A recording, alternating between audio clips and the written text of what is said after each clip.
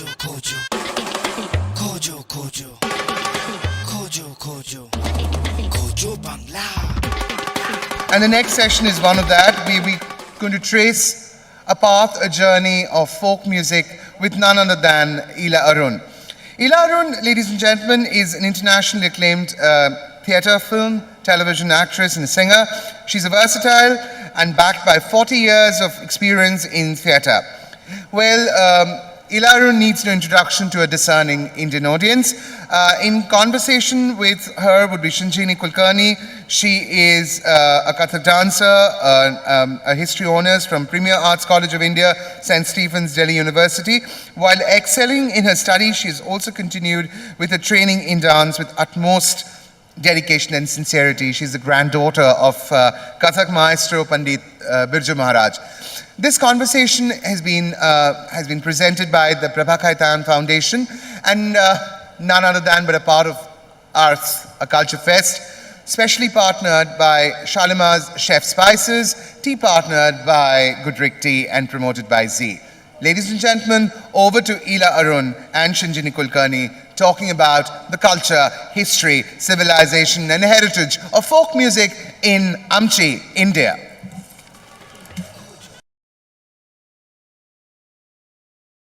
सबसे पहले आपको मेरा चरण वंदन और बहुत बहुत आभार आपका कि आप आज हमारे साथ यहाँ उपस्थित हुई हैं. I must thank you for giving me this opportunity to be in conversation with you. I've been a fan of your work, your music, your acting ever since I have gained consciousness. Thank you so much. मुझे छोटे से शब्दों में ये कहना है संजनी कि जब मुझे पता पड़ा कि आप बिरजू महाराज की नातिन हैं तो वो तो एक रिश्ते में बंध गए. उसके लिए आप औपचारिक ना हो और जैसे मन आए. लोक संगीत का मतलब ये बिंदास. तो don't be very proper. Talk to me, ask me whatever you want. Okay.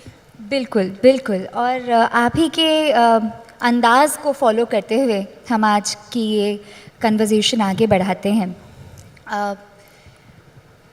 आपके बारे में रिसर्च करते हुए ईला जी, एक बहुत ही खूबसूरत बात जो निकल कर आती है वो ये है कि राजस्थानी कल्चर हो या चाहे इंडियन कल्चर एंड ट्रेडिशन हो, आपके घर में आपने उसको बहुत ही सबकॉन्शियसली इम्बाइब किया है. 9 लोगों का आपका परिवार और पुरोहित जी के बाग में आपका बड़ा होना और घर में सितार होना, तानपुरा होना, हर वो माहौल जो कि आपको आर्ट्स की तरफ आगे बढ़ाता है. And yet you say that you haven't professionally trained and you have trained yourself on the job. तो ये कल्चर के साथ आपकी भेंट कैसे हुई और आपने कैसे सीखा? रिसर्च तो बहुत अच्छी करी पर कहना ये है कि देखिए इसके लिए मैं आभारी हूँ राजस्थान की. वैसे तो भारतवर्ष का हर प्रांत अपने आप में इतना ज़्यादा म्यूज़िकल है, इतना ज़्यादा वहाँ लोक संगीत है और जोग्राफिकली ऑल्सो हम पहाड़ से लेके गोवा समुद्र तक पहुँच जाते हैं, आसाम, नागालैंड और उसके बाद हमारा राजस्थान. हर जगह का म्यूज़िक आपको कुछ ना कुछ ऑफ़र करता है and that is our strength. मैं राजस्थान पे फोकस करूँगी वो इसलिए कि उस ज़माने में सब कुछ बड़े बड़े मॉल से पैकेटों में नहीं आता था. तो 9 जने की परिवार में और भी 5-6 और होंगे तो गेहूँ बीनने वाले आती थी. जब ये महिलाएं काम करती हैं या बिल्डिंग में आपने मज़दूरों को काम करते हुए देखा होगा तो वो कहीं ना कहीं संगीत उनको ताकत देता है. सीधे कीप ऑन सिंगिंग, जैसे कि हैशा हैशा करते हैं, ये सब करते हैं ना. तो हमारी जो गेहूं वाली औरतें आती थी, ये राजस्थान में मैं ये भी कहूँगी कि मैंने कोई भिखारी नहीं देखा. यानी जो आज हम मंच पे आके अपनी कला को दिखाते हैं and we are all professionals and we charge for it. उनके पास वो प्लेटफॉर्म नहीं था, वो गाते हैं और उम्मीद करते हैं कि कोई उनको देगा। तो म्यूज़िक राजस्थान के हर कोने में है। इतनी जातियाँ हैं, इतनी प्रजातियाँ हैं, इतनी बोलियाँ हैं, यानी वहाँ मीणा भी हैं, गुजर भी हैं, रॉयल्टी भी है, बंजारन भी है। मुझे ज़्यादातर काम करने वाले, ज़्यादातर लेमैन, वो बहुत मुझे उन्होंने इन्फ्लुएंस किया, क्योंकि रॉयल्टी, डिग्निटी, ये सब बातें बाद में हुई।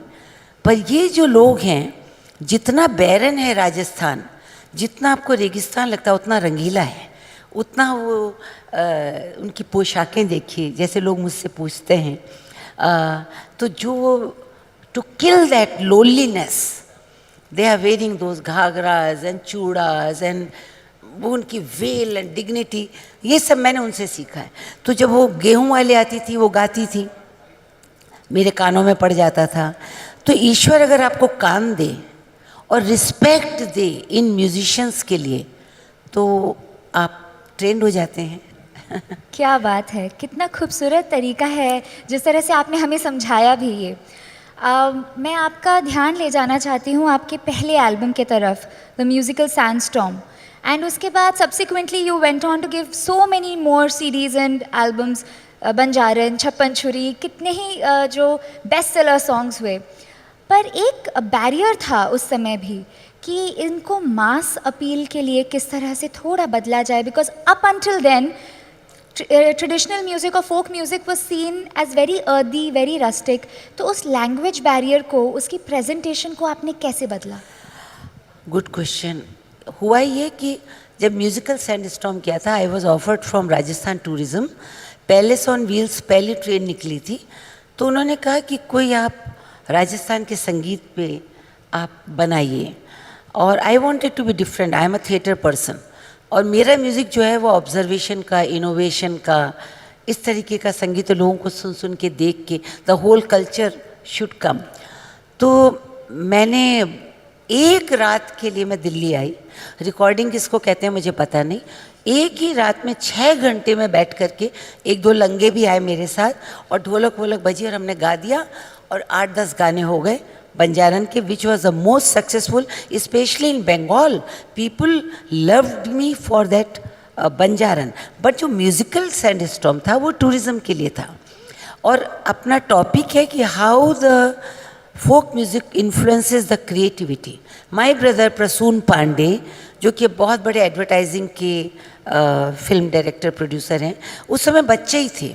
तो जब मैंने कहा कि साउंड ट्रैक हमारा नाम है पैलेस ऑन व्हील्स के लिए, तो उन्होंने खड़ताल से पटरियाँ बनाई, ढोलक से इंजन बनाया, सुरनाई से उनका वो जो चिमनी थी वो बनाई। So it became very earthy. मेरा हमेशा मन था मैं ऑथेंटिक रहूं, मेरा मन था जो राजस्थान है, जो रस्टिक मैंने मीणों से, गुजर से सीखा, वो रहूं। पर वक्त के साथ अगर आपको पॉपुलर करना है, जो सवाल आपका है कि मैं कहीं पढ़ रही थी कि अमेरिका और इसमें पहले ट्रेडिशनल म्यूज़िक था, फिर उसके बाद इसको कंटेम्प्रेरी कहा गया, फिर अब इसको वर्ल्ड म्यूज़िक। पर अपने दौर में मैंने फोक म्यूज़िक की ये लिमिटेशन समझी कि वो सिर्फ आकाशवाणी के चौपाल से या किसान तक सीमित है, और लोग उसकी ताकत को नहीं पहचान रहे।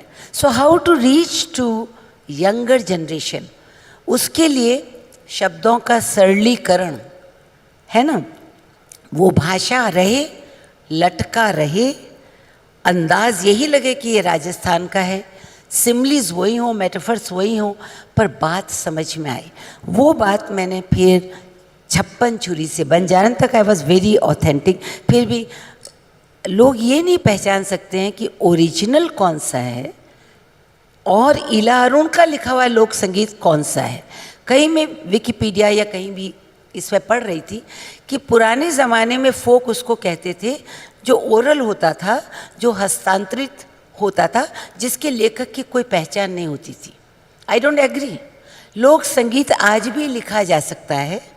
लोक संगीत में उस प्रांत की आत्मा होनी चाहिए। अगर वो बंगाल का है तो लगना चाहिए कि यार ये इसमें भटियाली आई है, इसमें बाउल संगीत आया है। वही चीज़ अगर राजस्थान की है तो लगना चाहिए कि मीणों का है या देस राग में है या सारंग में है या मांड आ रही है, ये सेमी क्लासिकल से क्लासिकल की बात है। बट हमारे यहाँ तो बहुत सारे प्रांत हैं, so it can be written. I am happy कि कॉपीराइट और ये सब चीज़ें आ रही, बट लोक संगीत मतलब जो सबके द्वारा गाया जा सके। और हमारी ताकत क्या है? लोक संगीत किसको कहते हैं? जो गाँव में खेतों में उगा, घर की संस्कृति में, फेस्टिवल्स में पला बढ़ा। और हमारे हिंदुस्तान में इतने फेस्टिवल्स हैं जो कि बिना संगीत के हैं ही नहीं। मैंने उसी से, because originally we are from UP, तो कुछ यूपी का मिल गया, कुछ राजस्थान का मिल गया, और मुझे पसंद थे, इसी वजह से मैं उन्हें गा रही थी। आज भी मैं अपने को गायिका नहीं कहती जी। ये आपका बड़प्पन है कि आप अपने आप को गायिका नहीं मानती, सारी दुनिया आपके सामने नतमस्तक है। इला जी, आपसे मैं एक सवाल आगे पूछूं कि आप अभी जिक्र कर रहे थे कि how it was very earthy, very rustic, the way you found folk music at the time when you decided to take it to the masses. But then you went further one step and brought it to international standards. So there's a Norwegian playwright Ibsen, जिनके नाम से आप festivals भी करती हैं और जिनके कई प्लेस को आपने अडेप्ट भी किया है अपने थिएटर ग्रुप सुरनई के थ्रू, जिसमें से एक के बारे में मैं जिक्र करना चाहती हूँ, मरीचिका, जिसमें कि घूमर डांस का यूज़ हुआ है और पाबूजी के फड का यूज़ हुआ है सेट डिज़ाइनिंग में, और किस तरह से आपने उस कल्चर को प्रेजेंट किया है। फैंटेस्टिक, क्योंकि मैं इस विषय पे हमेशा बात करने के लिए आतुर रहती हूँ। देखिए, जब इतना लोक संगीत राजस्थान का मालूम है तो आपकी ज़िंदगी कई टुकड़ों में बटी। एक है जो लोक संगीत को बहुत प्यार करती है, एक है जो कमर्शियल इला अरुण जिसने कई कंपनियों के लिए किए, जिसके लिए विवाद भी खड़ा हुआ। राजस्थान कहने लगा कि she is not original, but now I can say no, I was very much contemporary, I was very much going ahead. जैसे कि भैरव सिंह जी, हमारे आदरणीय भैरव सिंह जी ने कहा था कि you are ambassador of Rajasthani folk, because I took it boundaries के बाहर, और आज सब लोग उसको फ्यूजन, दे लाइक इट। तो अगर आप हेनरिक इब्सन की बात कर रही हैं, छोटी में मैं ये कहूँगी कि ताकत होती है, लोक संगीत ताकत होती है। और अगर आपके जहन में है तो चाहे आप पेंटिंग कर रहे हों, कहते हैं ना गायन वादन नृत्यम त्रयम संगीतम संगीत मुच्यते, तो यानी लोक संगीत में नाटक भी है, गाना भी है, वादन भी है। चाहे पेंटर हो, कुछ भी हो, तो अगर एक गाना सुनेंगे तो आपको मोटिवेट करता है। When I was adapting lady from the sea, तो यानी समुद्र की लेडी का नाम मैंने रखा मरीचिका। मरीचिका कौन होती है? वो हिरणी होती है जो प्यासी होती है, वो हिरणी होती है जो रेगिस्तान में हर पल पानी उसको नज़र आता है पर पानी होता नहीं। सो वो मेरे लिए मेटाफर था, और मैंने अपनी औरत को, वो प्यासी औरत, I was saying that woman must have a voice, औरत की आवाज़ होनी चाहिए। अब जब नॉर्वे में आप प्ले देखेंगे तो वहाँ वही, it's not a musical play, but my play became musical.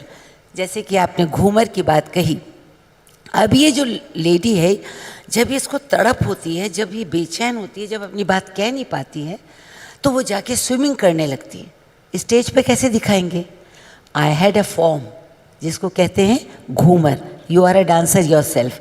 तो जब इस तरीके के मूवमेंट आते हैं तो ऐसा लगता है कि you are swimming. So I used it when I went to Rajasthan. तो मैंने सबको वाइट पहनाया। होता क्या है कि ट्रेडिशनल और फोक आर्ट में भी ग्रो करने के लिए कुएं का मेंढक नहीं होना चाहिए, आपको समय के साथ बदलना ज़रूरी है। तो सबने ना पहली लाइन में क्रिटिसिज्म आ गया, इला अरुण ने घूमर में वाइट पहनाया। अरे किस लिए पहनाया, क्यों पहनाया? क्योंकि वो औरत जो है वो कलरफुल नहीं। व्हेन यू गो एंड जब ब्लू लाइट्स पड़ती हैं तो क्या लगता है? स्विमिंग हो रही है।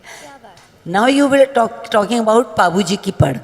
पाबूजी की पढ़ इस कथा टेलिंग, वो कम से कम 8 फीट लंबी, 12 फीट ऐसी होती है। मैंने सोचा how to introduce Ibsen into rural art, या लेमैन को कैसे बताऊं भाई इब्सन है कौन। तो मैंने इब्सन के कुछ नाटकों की आलोचना विवेचना उसी गाने में कर दी।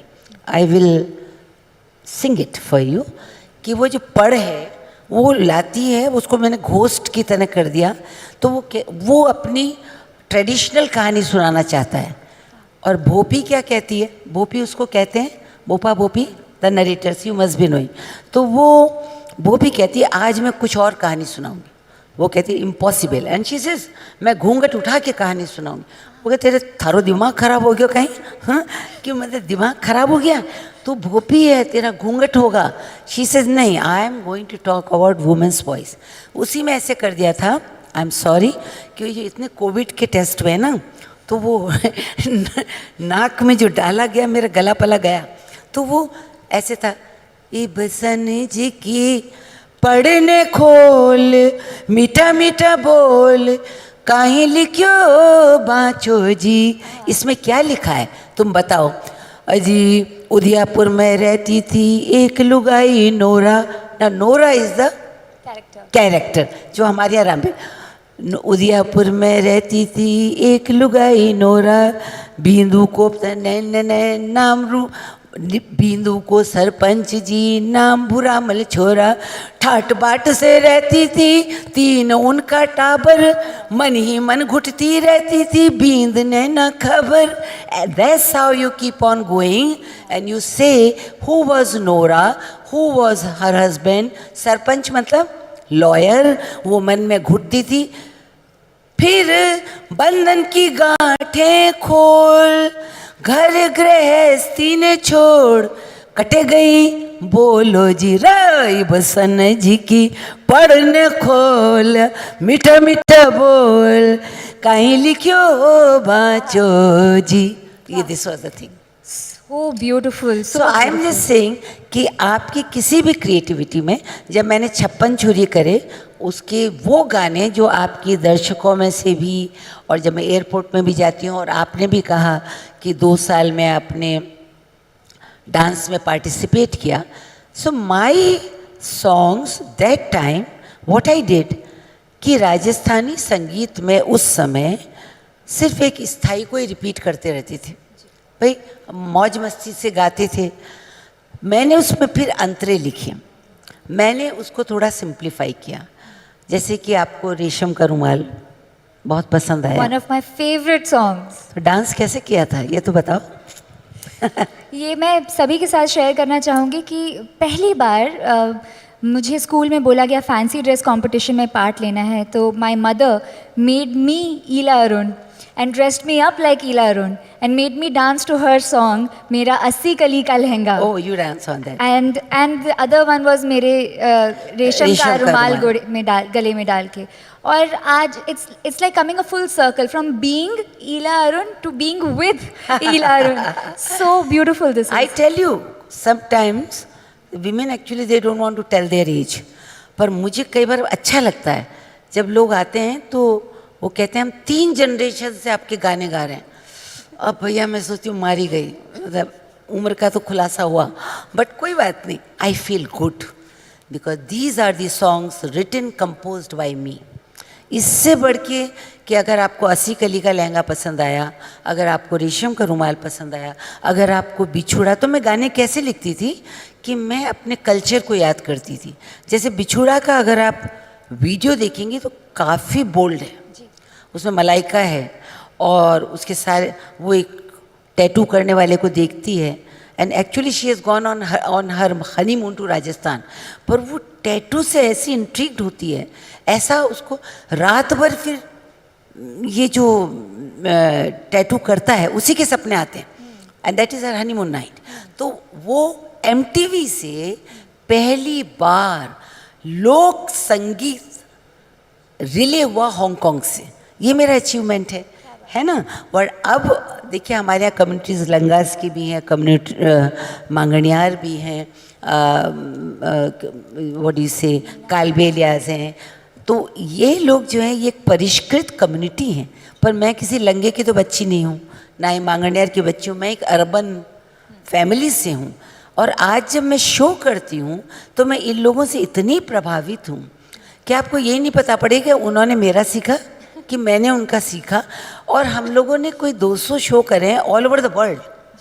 And then some people specially Rajasthanis जैसे भाई, अरे आप लंगे मांगणियार का क्यों ला रहे हैं, क्योंकि उनके लिए उनकी भाषा को समझना कठिन होता है. पर गायकी में वो मुझसे 2000 कदम आगे हैं, क्योंकि उसमें क्लासिकल का उनका एक नेचुरल, उनकी एक खनक है. तो मैं कहती हूँ यार मैंने तो इनसे सीखा है. ये जब बैठते हैं, शुरुआत करते हैं, फिर वहाँ से मुझे एक moral support मिलता है. And believe me, I eat with them, I it is just like, I mean आप बिरजू महाराज जी की ग्रैंड डॉटर हैं, एंड महाराज जी ने जैसे एक परिवार संभाल के रखा है, वैसे ही मैं इन लोगों के साथ रहती हूँ. तो अनजाने में पहनने का ढंग, मैं मज़े से, एक बार मुझे हंगल साहब ने कहा था, एक ही हंगल ने, तुम ना ये जैसे श्रीदेवी और हेमा मालिनी टेलर से फिटिंग के लहंगे बनाती है ना. अरे मैंने कहा मैं डांस ही नहीं कर सकती हूँ.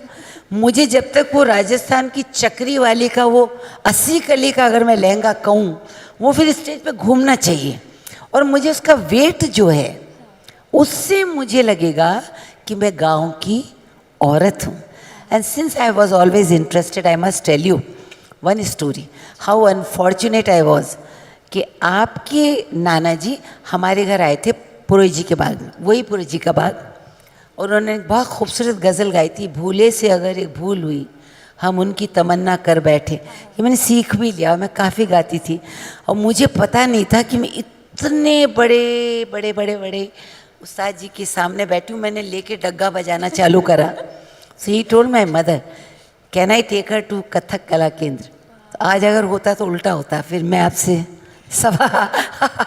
आई एम सो ग्लैड ऐसा नहीं हुआ, वरना हम सब आउट ऑफ बिजनेस होते. I wish to God that he recovers, and I love him. Yeah. Thank you so much. I will convey it to him. I'll quickly take the conversation forward and also want to talk about, अभी तक हम लोगों ने Rajasthani culture के बारे में बात की, बट शायद सब लोग नहीं जानते, आपने जिक्र किया कि आप एक्चुअली यूपी के पांडे हैं, और जितना जानकारी एंड जितना synonymous you have become with Rajasthani music, उतनी ही पकड़ और उतनी ही दखल आपकी यूपी फोक में, बिहार के फोक में भी रही है, नॉर्थ इंडियन फोक में. एंड पीर घानी करके आपका एक प्ले रहा है जिसमें कि पूरे कश्मीर के कल्चर पे आपने काम किया है, एंड वर्स कश्मीरी लोरी भी गाई थी. Yes, you are right. I am thoroughly impressed because I am pretty nervous कि एक इस ज़माने की यंग लड़की मुझसे बात करने वाली है, तो उन्हें मेरे बारे में क्या पता होगा. Maybe you are interested in me और not, but you are done fantastic research and you are touching a topic which is close to my heart. Pir Gani जब लिखा गया है ना, तो वो नॉर्वेजियन में उसके बिल्कुल वो जैसे अपने छंद होते हैं ना, वैसे वो लिखे गए थे. तो मेरे लिए बहुत, मुझे पारसी नाटक याद आया कि मैं इसको पारसी स्टाइल में करूं, पर कश्मीर में based. So the whole play is written in a poetry form. और जो उसका म्यूज़िक है, I was lucky to have mister K Raina with me as director. तो फिर मैंने उसमें भी, क्योंकि कहीं ना कहीं तो म्यूज़िक के लिए आप लालायित रहते हैं, तो एक लोरी भी गाई थी, हुक्कुस बुक्कुस चौलवान चौक्कुस. अच्छा था, और बहुत अच्छी लोरी गाई थी. But how I got interested in, पूरे भारतवर्ष की म्यूज़िक से मेरा एक्सपोजर हुआ जब मुझे 26 जनवरी में अपने कॉलेज से टेबलू के लिए भेजा जाता था. तो उसमें क्या है, ताल कटोरे में उस समय रखा जाता था. उस ताल कटोरे में सारी लोग जनजातियाँ 1 महीने के लिए रहती थी. आई वॉज अर्बन, पर मेरा मन जो था वो इस लोक संगीत में था. उसी समय मैंने आसाम का गाना सीखा, बंगाल के गाने के प्रति मेरी रुचि बढ़ी. 3 वैसे एल्बम मेरे बंगाली में भी निकले हैं, कह मत देना गा दें, क्योंकि उस समय मैंने कैसे गा लिया. बट मैंने ए आर रहमान साहब के साथ तमिल में, तेलुगु में, मलयालम में भी गाया है. पर ये जो फोक जनजातियाँ, आप मुझे रात भर बैठा लीजिए, मैं बोर नहीं होंगी. पंजाब का फोक हो, चाहे आप गज्जी की बात कर रही थी, मैं किसान चैनल में भी आई वॉज द जज. So whenever you take me to these folk people, मैं खाली नहीं आती हूँ, मैं उनसे इतना कुछ लेकर आती हूँ. उनके सुर, उनके दर्द, उनकी अंदाज, there is no barrier. So I think कि जो कुछ मैं कर पाई उसकी वजह ये थी कि इनहिबिशन नहीं थी. और जो मैंने सीखा था, जहाँ से आप शुरू कर रही हैं, मैं हमेशा कहती हूँ मेरा गुरु रघुनाथ था, जो मुझे साइकिल पे ले जाता था और साफ़ा बांधता था। साइकिल के पहले हैंडल पे मैं बैठी होती थी और मुझे थोड़ी शर्म भी आती थी, उसका साफ़ा बंधा होता था और वो बाल मंदिर मुझे लेके जाता था और वो बड़ी बड़ी उसकी मूछें थी और वो गाता था। तो मेरी गायकी में मर्दानापन रघुनाथ ने ही डाला। जहाँ वो छोड़ता था, वो ही used to take on a high pitch and then drop कर देता था। कैसे दीदी, थोड़ा बताएंगे आप? वो तो वैसे ही होगा। ओ रा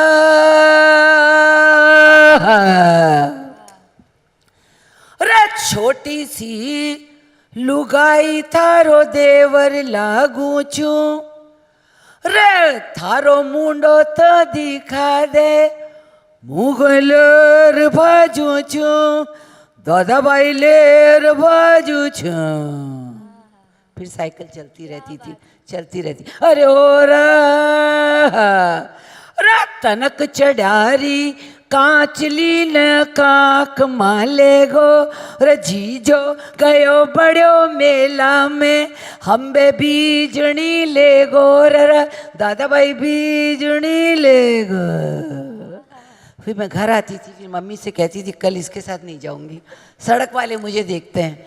और वो सोचता था ये बड़ी पागल लड़की है, मैं तो इसकी तरफ देखता ही नहीं। सबकॉन्शियसली ये मजदूर, ये लेमैन, इन्होंने मुझ में ऐसा डाला कि there is nothing put on, it just came and that became my USP in Bollywood. क्योंकि वहाँ इतनी परिष्कृत, इतनी अच्छी आवाज़ें जाती हैं, उसमें अगर कोई ऐसी खड़खड़ाहटदार आवाज़ चली जाए, दैट्स हाउ लम्हे हैपेंड। या I really want to talk about Lamhe because उससे पहले हमारे पास एक बहुत ही हिट सॉन्ग था, चोली के पीछे क्या है, देन जिसने मुझे काफ़ी बदनाम किया, पर उसी से मैंने कमाया बाय द वे। क्योंकि क्या है, देखिए ये पानी की बोतल आप खोलिए, मैं कहानी सुनाती हूँ। चोली के पीछे लिखने वाले का नाम देखिए आनंद बख्शी, और संगीतकार इतने रेप्यूटेड लक्ष्मीकांत प्यारेलाल जी, डायरेक्टर सुभाष जी। वो छिछोरा काम करते ही नहीं है। आपको भी लड़कों ने टीज़ किया होगा, मुझे भी करते थे, क्योंकि मैं महारानी कॉलेज में थी, सामने महाराजा कॉलेज था। तो वो चुन्नियाँ खींचना, या I mean just see, Majrooh Sultanpuri ji ने ऐसा गाना लिखा, आती क्या खंडाला। कैसे लिखा कि अगर आपका ऑब्जर्वेशन है कि ये छिछोरा लड़का कैसे बात करेगा, एक गज़ल गायक कैसे बात करेगा, एक शायर कैसे बात करेगा, एक कलाकार। तो चोली के पीछे एक अड्डे का सॉन्ग था। अड्डे से तो आप क्या उम्मीद करेंगे, पर जवाब ये था कि चोली में दिल है मेरा, ये दिल मैं दूंगी। लड़के तो ऐसे ही पूछते हैं, अरे अरे अरे बताना बताना बताना क्या है, but girl is a docile, उसका प्यार, उसकी परिभाषा अलग है। तो अलका ने वो काम किया जो एक कमसिन लड़की कहना चाहेगी कि चोली में दिल है मेरा, और मैंने वो काम किया जो एक छिछोरा लड़का करेगा, और जो अड्डे का गाना था। But let me tell you, Choli has done miracle for me, क्योंकि मेरा पढ़ने लिखने से बहुत संबंध है।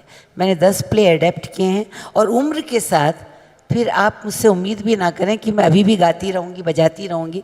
सो all my folk, I will come back to the topic, all my folk is strength when I do my play. I compose the music, I do the theme music, I do कि जैसे कि एक और play की बात मैं कर दूंगी, जमीला बाई कलाली, इससे पेरुअन प्ले।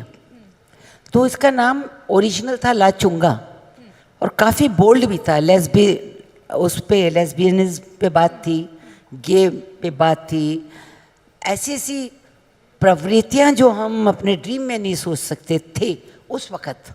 इसके 200 शो हुए थे। When I adapted, I had put it in Rajasthan. कलाली कौन होता है जानती हो?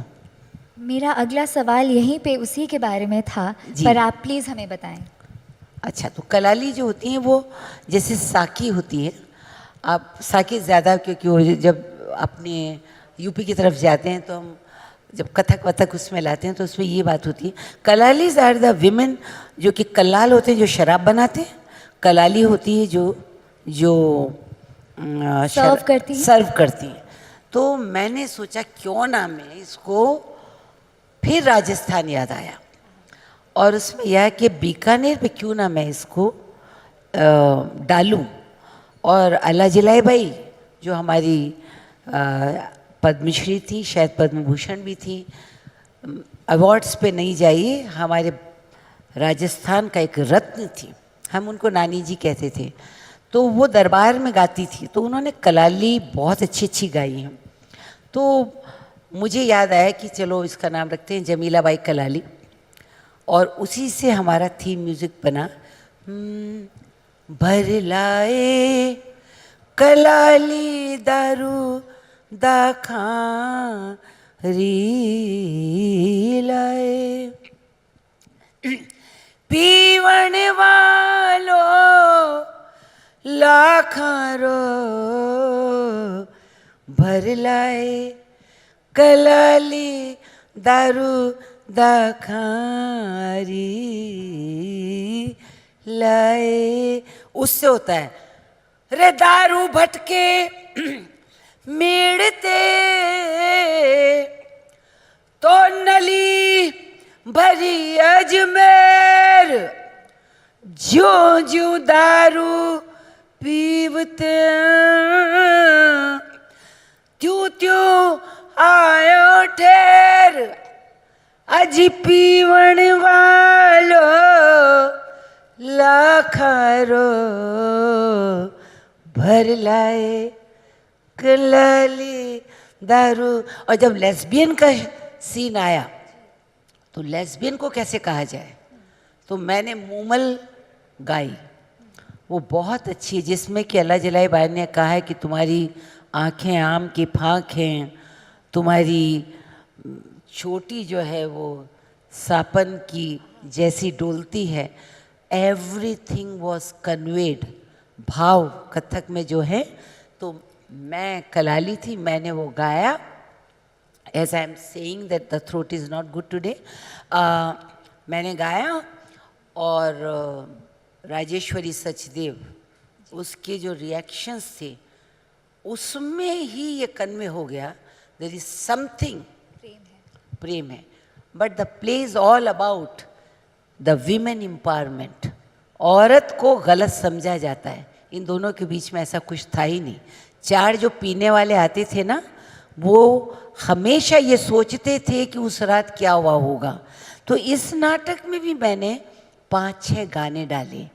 इसकी वेशभूषा, इसकी रंगरेजन की ड्रेस वो तभी आती है जब आप लोक संस्कृति से जुड़े होते हैं। और लोक संस्कृति को सरसरी निगाहों से जो पकड़ना चाहेगा वो कभी नहीं पकड़ सकता है, उसको जीना पड़ेगा। I never, the designers of Bombay they tell me कि how do you design, who is your designer. मैं हमेशा कहती हूँ मेरे डिज़ाइनर फोक वाले हैं। तो you should not be wonder. मैं अगर आसाम जाती हूँ तो मैं मेखले ले आती हूँ। बंगाल आती हूँ, पहनूँ या ना पहनूँ, मुझे एक साड़ी चाहिए बंगाल की ढाकाई। फिर जब मौका आए तो पहन लो। This is what is India all about. Nagaland, उसकी बीट्स की चीज़ें, it's not just Kalbelia, Nagaland जो बीट्स पहनते हैं वो भी कमाल हैं। So all this when you interact with, मेरे हर गाने में मैंने कुछ किया। एक गाना था मैं दिलवाली हूँ। सो नेचुरली समय के साथ कंटेम्प्रेरी भी होता गया और ट्रेडिशनल फॉर्म्स जो थी वो थोड़ा रिवाइवल भी होते गए। मैं इसका श्रेय या वाद विवाद में मैं जो भी मेरे प्रति विवाद है उसे प्राउडली एक्सेप्ट करती हूँ। Yes, I made a difference in folk music. I tried my best to be as authentic as possible, but the rhythms kept changing. तो जब मैंने ये किया ना तो मैं उनको लेकर आई, आई एम जस्ट सिद्धि धमाल। मेरे गाने में वो 100 साल पहले अफ्रीका से वो लोग निकल के अब गुजरात में रहते हैं, गुजराती बोलते हैं, पर उनके बाल, उनकी शक्ल, ये सब कुछ आपको लगेगा कि तो हाँ कि दे आर फ्रॉम अफ्रीका। वो डांस कर रहे थे। मेरा था मैं दिलवाली हूँ, and then I freaked out with them. अगर रिदम बजेगी फिर तो मैं भूल जाऊंगी कि उम्र क्या है. So I enjoy the folk, and that is the strength of not Ila Arun, but the folk of the world folk. चाहे वो ब्लूज हो, चाहे now I am singing with my son in law. आप उनके बारे में भी research कर लें, ध्रुव घानेकर. तो मैंने कोक स्टूडियो में गाया निमरी निमोली. बिल्कुल, मैं उसी के बारे में मैंने कहा था मुझे रोकना, मैं बहुत बोलूँगी. नहीं, इतना मुझे नॉलेज मिल रहा है कि मैं आपको बिल्कुल भी रोकना नहीं चाहती. पर जो आपने जिक्र किया है अपने सन इन लॉ का, तो मैं उसके बारे में एक सवाल पूछना चाहती हूँ कि निम्बोली जो ट्रैक आया वो कोक स्टूडियो का one of the most biggest hits बाद में जाके हुआ. उसकी खूबसूरती ये थी कि ना सिर्फ उसमें आपका प्योर फोक वोकल्स थे, उसके साथ सैक्सोफोन भी था, उसके साथ अफ्रो अमेरिकन रैप भी था. Yeah, and we had the people from all over the world. So the definitely credit goes to Dhruv. How do you package it? मुझे नहीं बदलना है. अगर इला अरुण बिल्कुल कॉयर के स्टाइल में गाने लगेगी तो आप मुझे एक्सेप्ट नहीं करेंगे. मैं तो वो फोक की ऑथेंटिसिटी को बरकरार रख रही थी. Fine. But he brought all these musicians from all over the world. And when the rapper comes, it becomes so beautiful. Then it becomes the world music. जो कि मैंने भी सोचा कि आप मुझसे बात करने वाले हैं तो देखिए भाई how people have written about it. क्योंकि जब मुझे पहले टॉपिक दिया गया था तो मैं कह रही थी कि मैं रिसर्च स्कॉलर नहीं हूँ. मैं क्या हूँ? आई एम ए प्रैक्टिशनर जिसका म्यूज़िक क्या है. किसी भी लंगा मांगनियार कालबेलिया की डॉटर ना हो कि आई लव फोक म्यूज़िक. मेरा फोक म्यूज़िक है ऑब्जर्वेशन का, फिर इनोवेशन का. फिर जैसे मैंने एक नाटक में हीरोइन जो है वो याद कर रही है.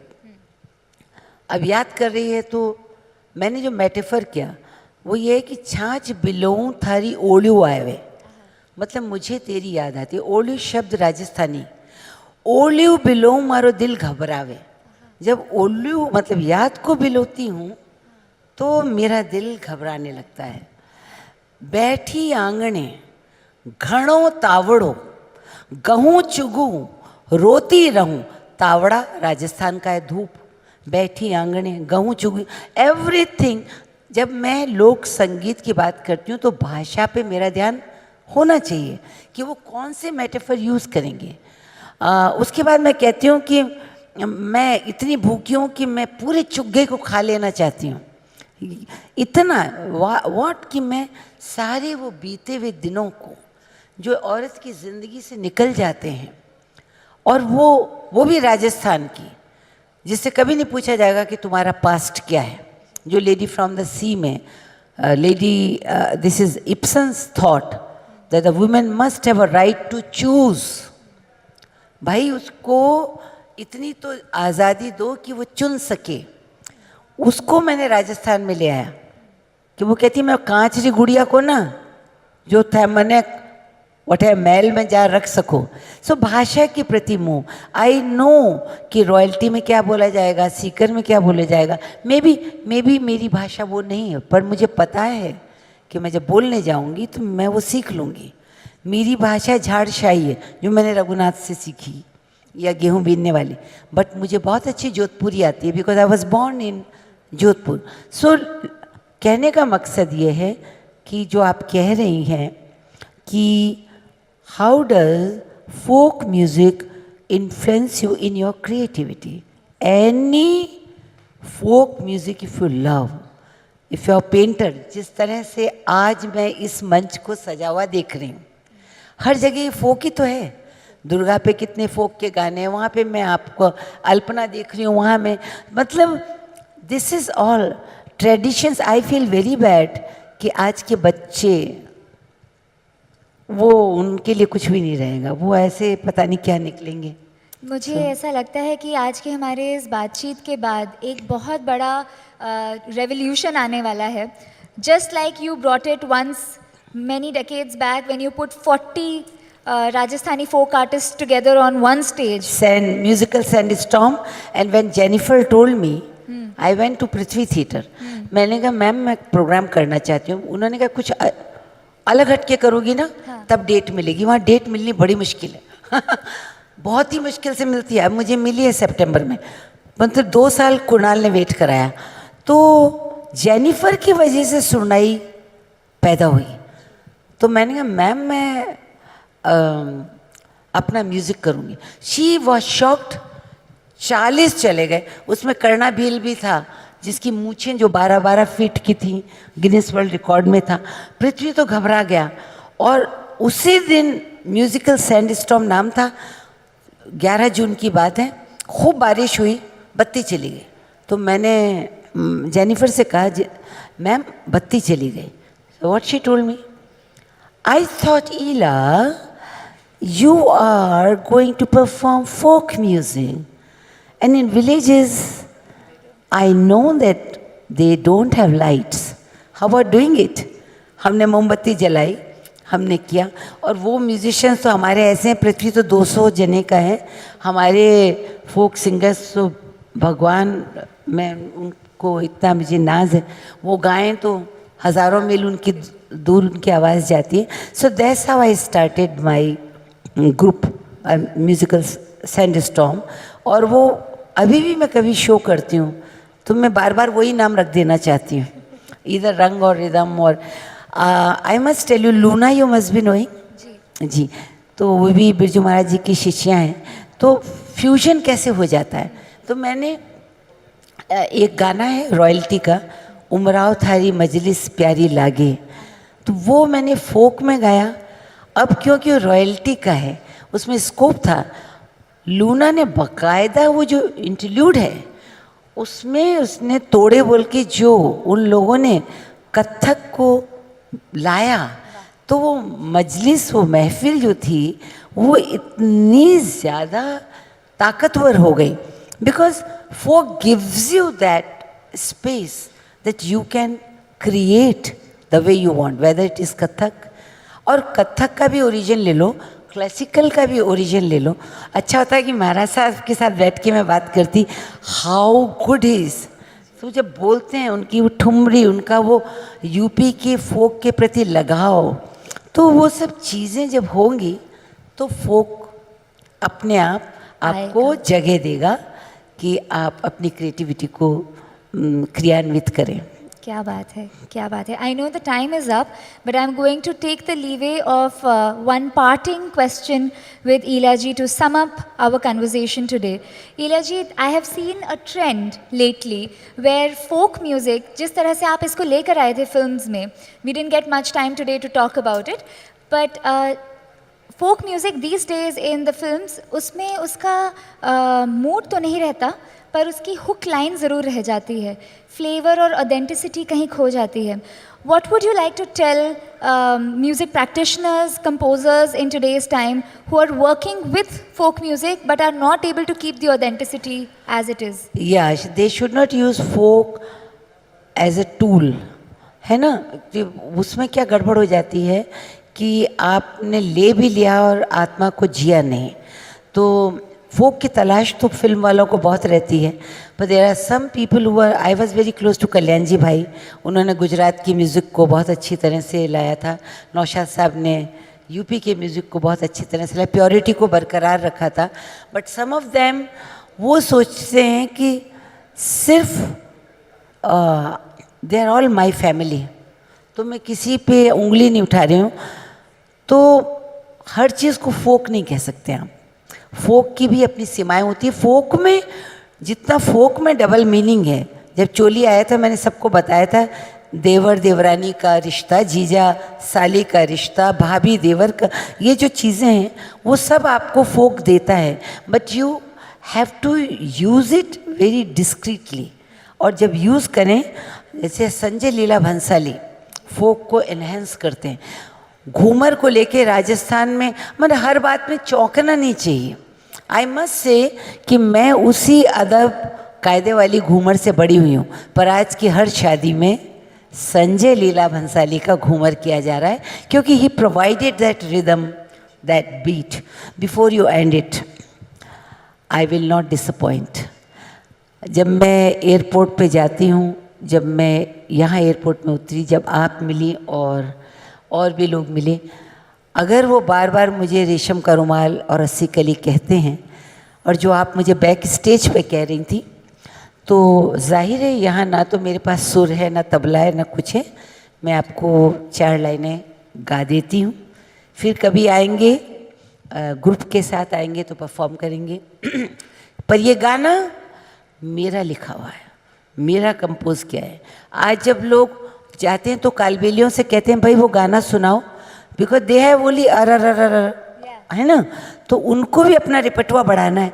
इसमें कोई बुराई नहीं है, वो मैं उनका ले लूँ, वो मेरा ले लें, पर जिंदा रहें तो वो बड़े मन से गाते हैं। They are my family. तो और अच्छा भी बहुत अच्छा गाते हैं। आई लाइक वो खनक जो उनकी है ना, पतली, बहुत अच्छी। चलिए। रेशम का रुमाल गले में डाल के तुम आ जाना दिलदार मेरे माँ, मैं दिल्ली का सुरमा लगा के, अरे कब से खड़ी हूँ दरवा। डांस कर लो थोड़ी सी, भाव बैठ के। हो रेशम का रुमाल गले में डाल के तुम आ जाना दिलदार मेरे माँ, मैं दिल्ली का सुरमा लगा के, अरे कब से खड़ी हूँ दरवाजे पे। हो रेशम का मेरा बिछा चमचम बोले, मेरा झुमका चमचम बोले। That's all. Bye bye. Yeah. Thank you so much for this wonderful finale and the last parting 2 lines that you sang and giving me memories worth a lifetime. I can very positively put it down in my CV that I did Abhinay while Ila ji sang. The one thing, before we end, I know we are going, my biggest close to my heart is Vote for Ghagra. वो women empowerment में कि लड़की के घाघरे को वस्त्र में समझना, ये अस्त्र है, डिग्निटी का अस्त्र है। So we will end it on this. अरे दिल्ली शहर में मारो घाघरो जो घूमियो, ए घूमियो, ए घूमियो, ए घूमियो, ए घूमियो, ओए सब मर गया मारो घाघरो जो घूमियो, ए घूमियो, ए घूमियो, ए घूमियो, ए घूमियो। Many thanks to you, Ila ji, for spending this 1 hour with us. We are thoroughly enthralled. Thanks once again. Thank you. And you are amazing. Thanks. Bye. खोजो खोजो खोजो खोजो